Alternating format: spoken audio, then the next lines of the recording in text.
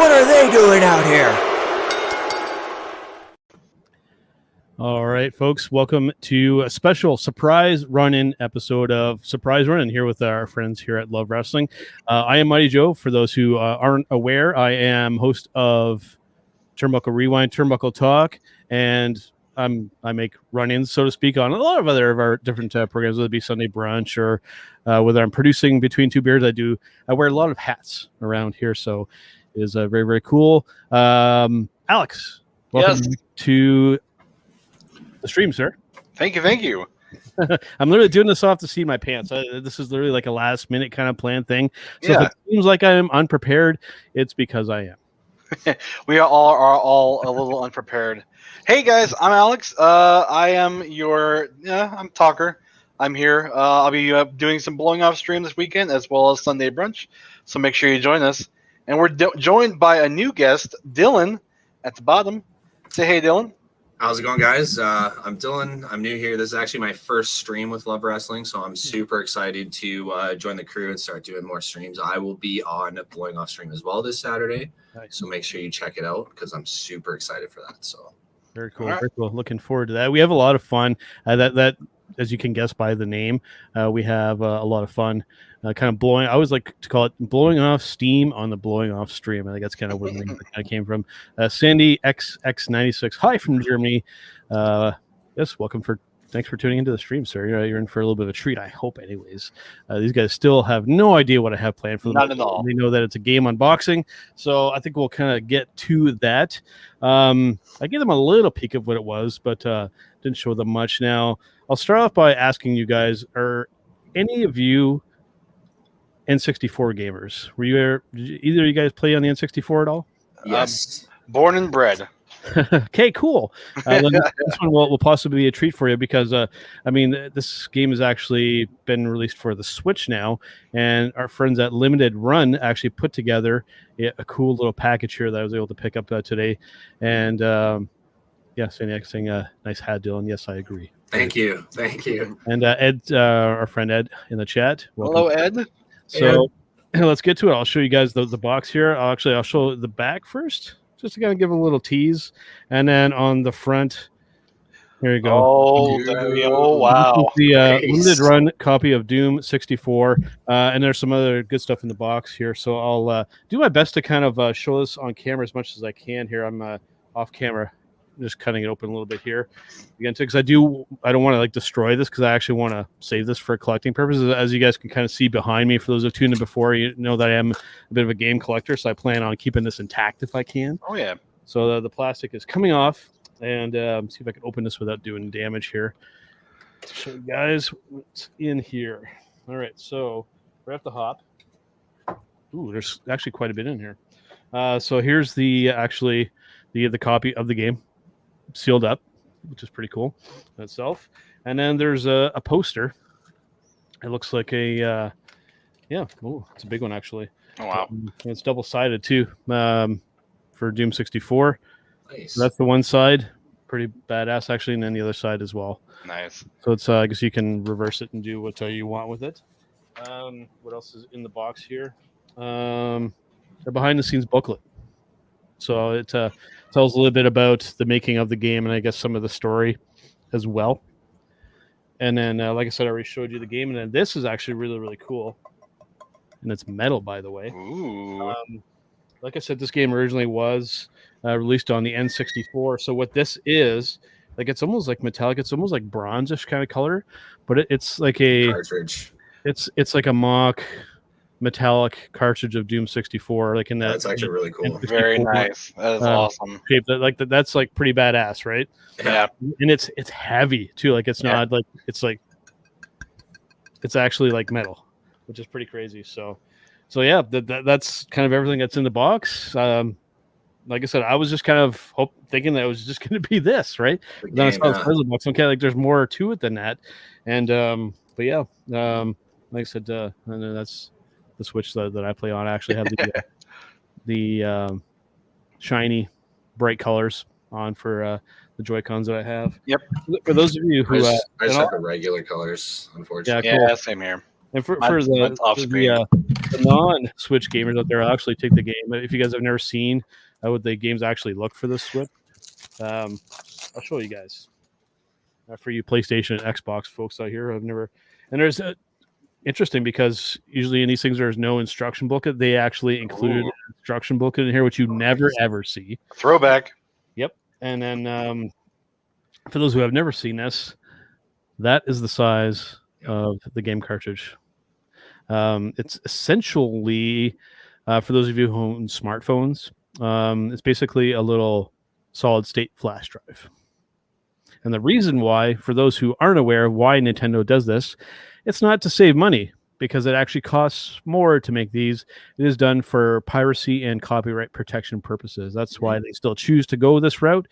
And for people thinking that there's some kind of conspiracy or something else, there's no conspiracy. They do this to protect their intellectual property, pure and simple. That's how Nintendo has always done it, and that's how they will likely always do it.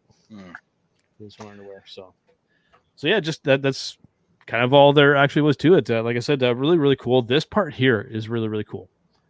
Yeah, oh yeah, definitely. I was really surprised that was in there because the box was like heavy. I'm like, what could possibly be in there that weighs that much? And it's this guy. Yeah, there was another like kind of, I believe, limited run thing where you kind of get a actual NES cartridge or SNES cartridge. I thought was very cool. Yeah, for sure. We've seen that Dylan is a Switch gamer. Do you play on the Switch at all? Yeah, I do. Yeah. What games do you usually pick up? We might have a little bit of a conversation. Yeah, no, I picked up All Stars 3D All Stars for Super Mario 64, Sunshine, and Galaxy. But besides that, it's your run of the mill Mario Kart, Mario Party, kind of stuff like that. Yeah. I try to keep that branding on the Switch. I'm not gonna play Doom or Fortnite on that thing. I'll be playing Doom on there. Yeah. Well, I mean, like the newer Doom, Yeah, you can get like Doom Eternal and stuff on there, and I'm sure that it runs well, but you're not going to be necessarily blown away by the visuals. But I know that it still looks decent. I'm very much a video file or a graphic file, whatever you want to say it. I've got to have the 4K resolution, looking amazing, blowing my face off, kind of thing. Yeah, I mean the three main games of my rotation are usually Odyssey. Probably still one of the best games on the Switch. Luigi's Mansion, if you guys haven't played this game, it looks really incredible and it's fun as hell to play. And recently, of course, 3D World. Yep. With Bowser's Fury, and as well as a good solid game for those who, the majority of people who didn't play it on the Wii U, which was a lot of people because not too many people picked up that system. Now you have a chance to play it on the Switch. And again, it's a first-party Nintendo game, and they knock it out of the park 99% of the time. Any games you're looking forward to coming out? For the Switch right now, I mean, there's always a bunch of stuff on the horizon. For me, the stuff that I'm more kind of anticipating, for those who are maybe new to the Switch, or if you're looking at getting into it, you can actually, for about $20 a year, that's why I said $20 a year, you can get the Switch Online service, and then you can have access to a lot of NES games and Super Nintendo games. Now, as cool as that is, they've been really slow rolling stuff out, and there's some real cult classics and some really popular games that still haven't seen the light of day on there. Like most notably, probably like Earthbound and some of those kind of games, still not on there. Nintendo, if you're watching this, oh yeah, you need to bring those games over. And then I wouldn't even mind if they upped it a little bit, like make it $50 a year, and start throwing some N64, maybe some GameCube stuff on there. Go full on with that virtual console, even if you want to sell the games individually. Most of us would probably pull that and be like, "Here's our money." Yes, so I'm very much waiting for a Ocarina of Time, either re-release or remake. Dylan, how about yourself? What are you playing on the Switch? The last game I played on the Switch was Pokemon Unite. Okay. I had some fun with that. Before that, it was like Smash Brothers, stuff like that. I played a lot of Animal Crossing, stuff like that. Mostly just Mario Smash Kart. Brothers and stuff. Can't forget Mario Kart. Can't forget Yeah. Mario Kart. If you don't play Mario Kart, then there's something wrong with you. I don't have Mario Kart yet, but We I can't mean, be friends, man. We can't be friends. It's a staple. It's a staple. yeah, I just don't have a lot of games for the Switch yet. Yeah. I played a lot of. I was more of an Xbox console gamer, Yep. so No worries. played a lot of that. I'm more of a PC guy, so I play a lot of PC games. One thing that I've actually been playing on the go quite a bit, and this is something that was somewhat of a limited release too for those of you who do like the the original Super Mario Brothers. They did bring back something really cool, and we're talking about the Game and Watch. Yeah, This thing is it's really cool. Like it feels like a actual original NES controller, and you can actually play the original Super Mario Brothers 2, and then there's like the cup and ball type of game that they have Okay. on there, and then as well too, it is called the Game and Watch. So of course you can bring up the time, and it shows little bits of the game. And you can watch the time. But it's really cool. Like it plays exactly like you would expect original Super Mario Bros. To play. And what's really cool is it doesn't use traditional batteries, and they actually have a USB-C port on there to charge it. So if you've got a USB-C cable, you can easily charge this thing. And I mean, it holds on to a charge for maybe like a couple of weeks. It's pretty crazy. Really good Nice. battery. So Nice. a good thing if you can still find one of these, a good pickup if you're a Nintendo gaming fan. And then soon as well, they're going to be doing the same thing for some of the original Zelda games as well. So if you guys are Zelda fans, that's coming up very soon, and that's going to be a good get there as well. Yeah, I got the re-release of one of the Zelda games. I can't remember. One of the no, I don't think it was the first one. It might have been the first one. Yeah. But I played that for a bit, and then life just kind of got in the way. So Oh yeah, for sure, man. I'm kind of the same way. Life gets in the way, and then you have like these long streaks of playing games. You stop for a little while, but it's cool to kind of see that they're still doing this kind of stuff, like Game and Watches and stuff like are pretty cool. So they know their money makers, and that's what the Nintendo is really good at. Is they know their audience and what they want. For the most part, they give us what I want. But like I said, with that online service, make that a little bit more robust. Yeah. And like I said, even charge us a little bit more. I'd be more than willing to pay the extra money for it. Oh yeah. Yeah. Especially when it comes to like those online services, like their service, like $20 a year, that is dirt cheap compared to Xbox, which is like $20 a month. A month, yeah. Right. Yeah. So compared to Xbox Live Gold, like if you have a Switch or anything, get the Nintendo Online because it is so cheap compared to like the PlayStation version or Xbox Live Gold. Like it's dirt cheap. Yeah, for sure. And I'd like to see them maybe like if they do another incremental upgrade, like if they decide to go with the 4K route, which I know would be very un-Nintendo like to follow the rest of the industry. Mm-hmm. There is that newer updated version that's gonna have an OLED screen on it. I think it's essentially the same thing, but they're gonna up the price by $50. It looks interesting, but I don't know if I would pull the trigger on that. Like my regular Switch still works fine. Yeah. So it's that might be a little bit of a tough sell, but we'll see if they either what they come up with next or if they decide to do another partial upgrade. Nintendo does that quite a bit too, but like I said, they tend to not follow what the rest of the industry does, which is everybody else is doing 4K. I would be shocked if Nintendo actually went down that route. So yeah, they kind of like to do their own thing. So very much. It'd be good to see at least a little bit of a processing upgrade. I know even when I played Breath of the Wild, I got a lot of little scene skips and little lagging there. Yeah, for sure.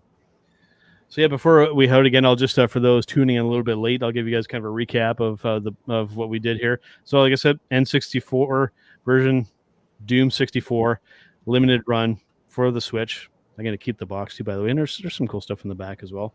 The game, of course, you get the game with it, and there was actually an instruction booklet, and then like a behind the scenes, kind of like the development of the game and some of the storyline. Pretty cool. They included that as well, and then the really cool poster, which I may or may not put up. I don't really have a whole lot of good places to put up posters. Like I said, double-sided on that, pretty cool. And then kind of like the piece de resistance, I guess, so to speak, is like this metallic mock N64 cartridge. Really cool. That is going right over there somewhere. Nice. Part of the collection. So that's a really cool get. All right, before we head out here today, guys, I'll just give you guys a chance to plug whatever it is that you're up to and all the social medias, and then we'll head out here. Like I said, this is just a quick run in here, and hopefully you guys had fun with this stuff. Hopefully some of you gamers will see this and be interested. I mean, this now would be the time to kind of get this, but I will warn you, it is going to be hard to get a hold of because you want to give a plug to the shop that you got it at, or? Absolutely, because I'm a very much, when it comes to this kind of stuff, a supporter of like the mom and pop places. Yeah. I mean, I've been going to the same place for like 30 years now. They're one of these places. It's called Microplay. They are a bit of a franchise, but they're not all over the place. But if you are in the Brantford, Ontario, Canada region, then it is the place to go. They treat you like you're like a family member there. So it's and if they don't have what you want, they'll do their best to track it down for you. So even if you're after some rare games and whatnot, they will definitely help you. And they give you excellent trade-in value for your trade-in games, which a lot of these bigger companies don't do, which is really cool as well. So shout out to Microplay here in Brantford, Ontario. And just some quick plugs for myself coming up today, actually. I'm going to be producing another episode of Between Two Beers. That's going to be going live at 8:30 p.m. Eastern Standard Time with Pluggo, and hopefully JPJ will be around this week, but I think we have some fill-ins to stand by if need be. So stay tuned for that later today. What do you got going, Alex? Well, like I said, this weekend we're doing the Blowing Off stream where yours truly will be hosting. I believe we're going to be playing some Among Us. And then Sunday, I'll be doing Sunday Brunch. But as always, you can find me on Twitch, Twitter, Steam, Epic Games at EctoGuy87. Cool. Dylan, what about yourself, Dylan? I don't have that much social media, so I won't plug that. Eventually, I'll have to get a Twitter or something. It's 2021, man. You gotta step up. I know. So I can retweet whatever Spence throws out there, right? Listen. For anyone watching, please, for the love of God, I can't remember who posted it, but go retweet. I don't know if you two saw it. I'm sure. Alex saw it. Go retweet.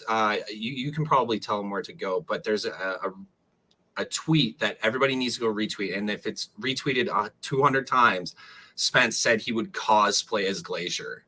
Yes, definitely go to. So Alex, please tell them where to go. Yeah, either go to my Twitter or go to @SpennyLove. Make sure we get that to 200 likes, because not only is he going to be safe because he's going to be wearing a mask, but he's going to look stylish and par for the course. It's going to be hot out there in Las Vegas, and he needs to be cool. He needs to cool down like a glacier. Yeah. So I think it's is it SummerSlam? SummerSlam. Yeah, so he'll be cosplaying as Glacier at SummerSlam. So please go retweet that. But for myself, like I said, I'll be on Blowing Off stream. So please, if you got time, go watch that. I'm stoked for that. So thanks for having me on, by the way.